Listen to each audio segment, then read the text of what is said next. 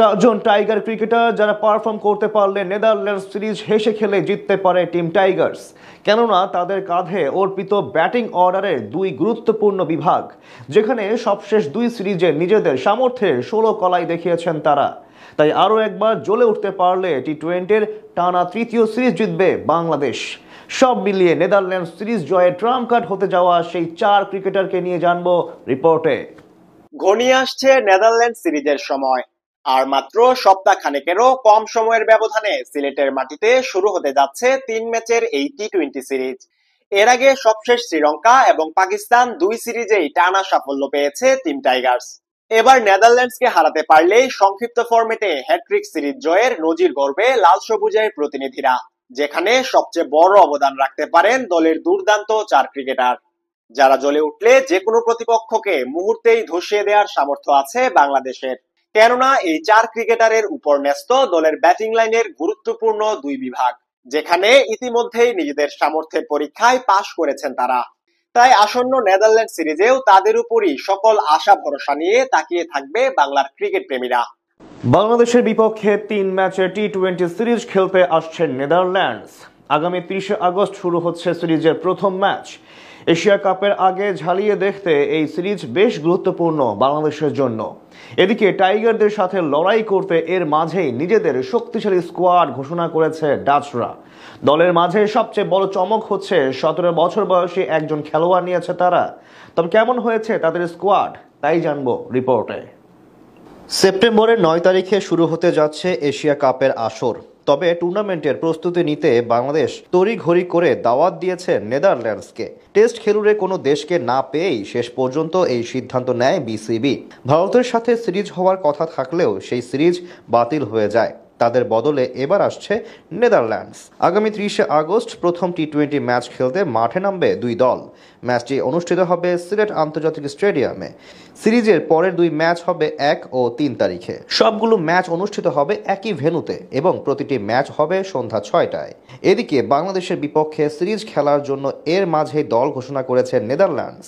শক্তিশালী একটা দল ঘোষণা করেছে ডাচরা, যাতে হারানো যায় বাংলাদেশকে। মাত্র 17 বছর বয়সী ব্যাটার সেড্রিক ডি লং প্রথমবারের মতো জাতীয় দলে ডাক পেয়েছেন। যুব দলের ধারাবাহিক পারফরম্যান্সের পাশাপাশি ঘরোয়া ক্রিকেটে নজর কেড়েছেন সেড্রিক। প্রো সিরিজে তার দুর্দান্ত খেলার ফলেই জায়গা নিশ্চিত হয়েছে জাতীয় দলে।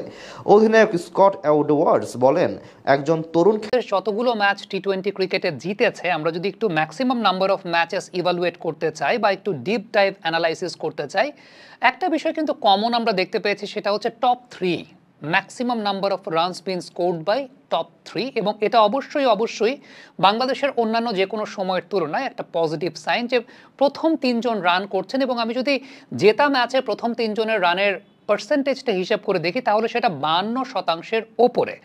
অন্যদিকে আপনি যদি 4 নম্বর থেকে 7 নম্বর পজিশনের ব্যাটসম্যানদের ক্ষেত্রে একটু পর্যালোচনা করে দেখেন, তাহলে সেটা 42 বা 43% মতো। একদম এক্স্যাক্ট হিসাবটা আপনারা ঠিক এই মুহূর্তে পর্দায় দেখতে পাচ্ছেন। সো এটা তো অবশ্যই একটা পজিটিভ সাইন যে বাংলাদেশের টপ অর্ডাররা এখন রান করছেন নিয়মিতভাবে। এবং জেতা ম্যাচে কন্ট্রিবিউশনের জায়গাটার ক্ষেত্রে চিন্তা করলে বাংলাদেশের টপ অর্ডারের কাছ থেকে ম্যাক্সিমাম কন্ট্রিবিউশনটা দেখা যাচ্ছে। হ্যাঁ, আপনি বলতে পারেন যে তানজিদ হাসান তামিম এবং পারভেজ হোসেন ইমন কন্টিনিউটির জায়গাটা চিন্তা করলে একদিন তানজিদ ভালো খেলেন তো আরেকদিন ইমন ভালো খেলেন। তবে এই দুইজন যে প্যাটার্নের ক্রিকেট খেলেন, যে নেচারের ক্রিকেট খেলেন, যে কটা ম্যাচ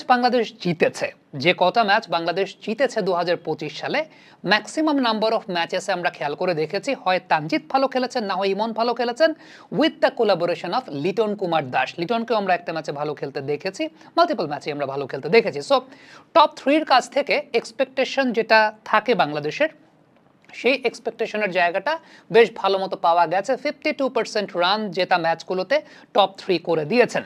এবারে যদি আমরা মিডল অর্ডার নিয়ে চিন্তা করি 4 থেকে 7, হ্যাঁ আমরা কন্ট্রিবিউশন দেখেছি। জাকের আলী অনেক একটা ম্যাচে বাংলাদেশকে ইনিংসটাকে ক্যারি করে জিতিয়েছেন। শামীম হোসেন পাটোয়ারিকে একটা ম্যাচে আমরা দেখেছিলাম যে ভালো একটা পার্টনারশিপ করেছেন শেষের দিকে এসে। বাট এই জায়গাটা যদি একটু আপনি চিন্তা করে দেখেন, কনসিস্টেন্সির একটা অনেক বড় অভাব আছে। এই যে 42% রানের কথা আমি যেটা বলছি, এই 42% রানটা যদি আসলে 45 বা 46% হতো মিডল অর্ডারের কাছ থেকে, সেটা বাংলাদেশের জন্য অনেক বেশি মাত্রায় বেনিফিশিয়াল হতো। এই 3% বা 4% আপনার কাছে হয়তো বা কম মনে হতে পারে, কিন্তু টি-20 ক্রিকেটে ধরেন এই 3% বা 4% রান বাড়াতে বাংলাদেশ যদি 10টা রান বেশি করে, ওই 10টা রানও কিন্তু টি-20 ক্রিকেটে অনেক সময় ম্যাচ উইনিং ফ্যাক্টর হয়ে দাঁড়ায়। টি-20 ক্রিকেটে, আমি ওয়ান ডে বা টেস্ট ক্রিকেটের কথা বলছি না, টি-20 ক্রিকেটে 10 রান অনেক রান, 10 রান অনেক বড় পার্থক্য গড়ে দিতে পারে যে কোনো ম্যাচে। বিশেষ করে আপনি যখন আরব আমিরাতের মতো কন্ডিশনে ক্রিকেট খেলছেন, তখন 10 রান তো আসলে huge to make a difference. So আমার কাছে ব্যক্তিগতভাবে যেটা মনে হয়েছে, আমরা যদি একটু প্লেয়ার বাই প্লেয়ার চিন্তা করি, তাওহিদ হৃদয় ডেফিনেটলি বেস্ট ফর্মটা তিনি খুঁজে ফিরছেন, এ ব্যাপারে কোনো সন্দেহ নাই। তার যে বেস্ট ফর্মটা, আমার কাছে যে বিষয়টা মনে হয় যে আমরা একটা বিষয় নিয়ে কথা বলছিলাম যে তাওহিদ তার ম্যাক্সিমাম নাম্বার অফ শটস তিনি সুইপ শটের মাধ্যমে করেন, লেগ সাইডেই খেলেন। এই জিনিসটাকে তাওহিদ খুব বেশি সিরিয়াসলি নিয়েছেন কিনা, মানে সিরিয়াসলি নিয়ে লেগ সাইডে শট খেলাই অনেকাংশে, বা তার স্টক জোনের যে বলগুলো যেগুলো তিনি লেগ সাইডে ঘোরান, সেগুলোকে অনেক বেশি মাত্রায় তিনি অফ করে দিয়েছেন কিনা, সেটা একটা প্রশ্নের জায়গা হতে পারে। আর অফ সাইডে তার একটা উইকনেসের জায়গা তো সেটা সবসময়ই আছে। সো যেটা হয় বা এতদিন যেটা হতো যে অফ সাইডে উইকনেসের জায়গা আছে, কিন্তু নিজের জোনে বা নিজের রেঞ্জে বল পেলে তাওহিদ কিন্তু চালাতেন। এই জায়গাটায় আপনি যদি সংযুক্ত আরব আমিরাতের সঙ্গে যে সিরিজটা বাংলাদেশ খেলেছিল সেখানে একটু লক্ষ্য করে দেখেন, তাওহিদ কিন্তু নিজের আর্কের বলগুলোতে আউট হয়েছেন ম্যাক্সিমাম ক্ষেত্রে। এটা একটা ব্যাকফায়ারিং জায়গা তাওহিদ হৃদয়ের ক্ষেত্রে আমরা দেখতে পেয়েছি। Shamim Patwari back to back আমরা দুটা ম্যাচে তাকে কাট করতে গিয়ে আউট হতে দেখেছি। একটা ম্যাচে তিনি ভালো রান করেছেন শ্রীলঙ্কার সাথে, আমরা দেখেছিলাম তার যে 360 ডিগ্রি ক্রিকেট খেলা, বাট কনসিস্টেন্সিটা আসলে খুব গুরুত্বপূর্ণ। জাকের আলী অনেক ডেফিনেটলি তাকে বাংলাদেশ প্রপারলি ইউটিলাইজ করতে পারে না, এটা তার দুর্ভাগ্যের জায়গা এই কারণে যে 16 থেকে 20-এর সময় তিনি ম্যাক্সিমাম টাইমে ব্যাটিং করতে পারেন না, তাকে কখনো পাওয়ার প্লেতে ব্যাটিং করতে হয়, 10 ওভারের আগে তাকে ব্যাটিংয়ে নামতে হয়। সো আলটিমেটলি মিডল অর্ডারের কাছ থেকে কনসিস্টেন্সির জায়গাটা যদি চিন্তা করেন, হ্যাঁ প্রত্যেকেই রান করেছেন, কিন্তু সেটার নিয়মিত বা রেগুলারিটির জায়গাটা একটা প্রবলেম আমরা দেখতে পেয়েছি, এবং সেই প্রবলেমটার জন্যই আলটিমেটলি দেখা যায় যে অনেক সময় বড় রান বাংলাদেশের আলটিমেটলি হয় না। আর যে ম্যাচগুলো বাংলাদেশ হেরেছে, সেই প্রত্যেকটা ম্যাচ ইভালুয়েট করলে আপনি একটা বিষয় খেয়াল করে দেখবেন যে টপ অর্ডারের কাছ থেকে রান খুব বেশি আসেনি। দিস ইজ দ্য থিং, যে ম্যাচগুলো জিতেছে বাংলাদেশ সেখানে টপ অর্ডারের কাছ থেকে 52% রান এসেছে, কিন্তু যে ম্যাচগুলো হেরেছে সেটা ইভালুয়েট করলে দেখা যায় যে টপ অর্ডার ফেল করেছে, এবং টপ অর্ডারের 3 জনই সামহাউ উইদিন ফেল করেছেন, বা 2 জন ফেল করেছেন 3 জনের। সো এটা যখন ঘটছে ওই সময় কিন্তু বাংলাদেশ আলটিমেটলি ম্যাচ হারছে।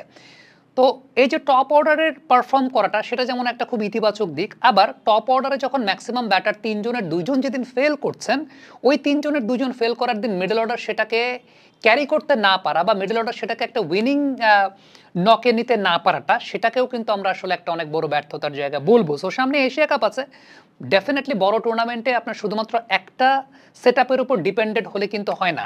যেদিন আল্লাহ না করুক টপ অর্ডার কলাপস করে যাবে, টপ অর্ডার ফেল করবে, 3 জনের 2 জন ফেল করবেন, ওই দিন কিন্তু মিডল অর্ডারকে সেই লিডারশিপটা নিতে হবে। জয়ী ম্যাচে টপ অর্ডারের কাছ থেকে ম্যাক্সিমাম রান আসছে, সেসব ম্যাচে বাংলাদেশ হারছে যেখানে টপ অর্ডারের কাছ থেকে রান আসছে না। সো এটা কিন্তু একটা ম্যাটার অফ কনসার্ন, যেখানে বাংলাদেশের মিডল অর্ডারকে স্টেপ আপ করতে হবে। সব দিন টপ অর্ডার পারফর্ম নাও করতে পারে, আমরা প্রত্যাশা করি যে সব দিন টপ অর্ডারের অন্তত 2 জন, এবং তানজিদ এবং ইমনের মধ্যে 2 জন ব্যাটসম্যান আসলে এমন, একজন যে কোনো একদিন পারফর্ম করলেই আলটিমেটলি সেটা ম্যাচ ঘুরে যায়, কিন্তু কোনোদিন আল্লাহ না করুক যদি 2 জন পারফর্ম না করতে পারেন 3 জনের, লিটন কুমার দাস সহ 3 নম্বর পজিশনে। সো মিডল অর্ডার যাতে স্টেপ আপ করে, ম্যাচ উইনিং নক খেলতে পারে, সেই প্রত্যাশাটাই আমরা আসলে করি। কমেন্ট বক্সে আপনাদের মন্তব্য মতামত জানতে চাই।